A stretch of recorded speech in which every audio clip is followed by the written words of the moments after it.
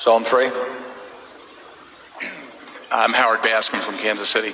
When you are estimating a growth rate on a company of a very predictable company, I imagine you apply a big margin of safety to it. What kind of rate do you generally apply? I mean, high single digits? In the margin of safety, or what kind of growth rate would you, on a predictable company, might you? we are willing to buy companies that aren't going to grow at all.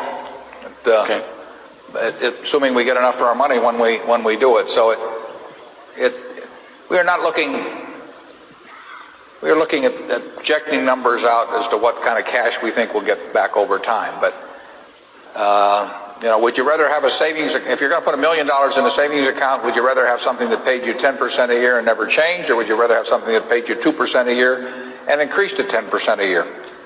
Well, you can work out the math to answer those questions, but you can certainly have a situation where there's absolutely no growth in the business, and it's a much better investment than some company that's going to grow at very substantial rates, particularly if they're going to need capital in order to grow.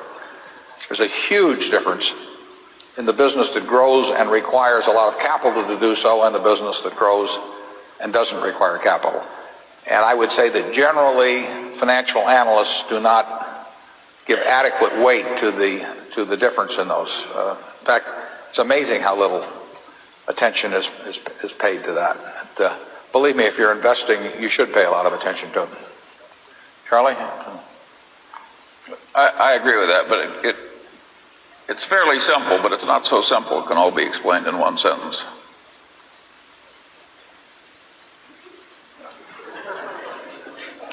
Some of our best businesses that we own outright don't grow, but they throw off lots of money which we can use to buy something else, and therefore our capital is growing without physical growth being in the business.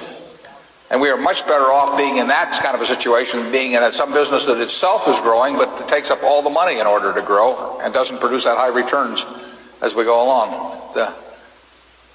A lot of managements don't understand that very well, actually.